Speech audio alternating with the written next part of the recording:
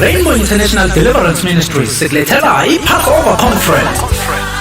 Sibandla iRainbow International Deliverance Ministries sikulethela iPassover Conference noPastor BG Nxumalo ongumsunguli webandla. Inkonzo yethu yokuqala izoba ngoLwesithathu lona lolu mhla ka-16 April 2025 lapho sizobe sino-Apostle Hlatshwayo. Inkonzo iqala ngo-5 o'clock ntambama ukuya 8 o'clock khona ntambama. NgoLwesine siyaqhubeka ngaphansi kwesihloko esithi Living in God's Hands. Inkonzo iqala ngo-5:30 ntambama ukuya 10 o'clock khona ntambama. NgoLwesihlanu sithi 7 Words of Jesus Christ on the Cross and Word of God. Okuyi-whole night service eqala ngo-6 o'clock ntambama iphele ngo-6 o'clock ekuseni. Ngomgqibelo sine-baptism service siyabhabhatisa. Inkonzo iqala ngo-5 o'clock ekuseni kanti ngo-10 o'clock kuya ku-2 o'clock sine-women's service. Inkonzo yethu yesithathu kuyo lesi Saturday izoqala ngo-5:30 ntambama ukuya ku-9 o'clock ngaphansi kwesihloko esithi Trust in God's plan for your service. Kanti inkonzo yethu yokugcina izoba ngeSonto Sunday mhla ka-20 April 2025 ngaphansi kwesihloko esithi Restoration Sunday and Holy Communion. Zonke inkonzo zethu zobe se-Emelo ethandeni elikhulu elimhlophe elingaku-Henry Road ngaseRobothini maqondana ne-Boxer Store ngase-Emelo Airport. Uzongaphuthelwa asihlangane khona. Ngelo mahala kanti wonke umuntu omukelekile. 2025 Year of Fulfillment of God's Promises.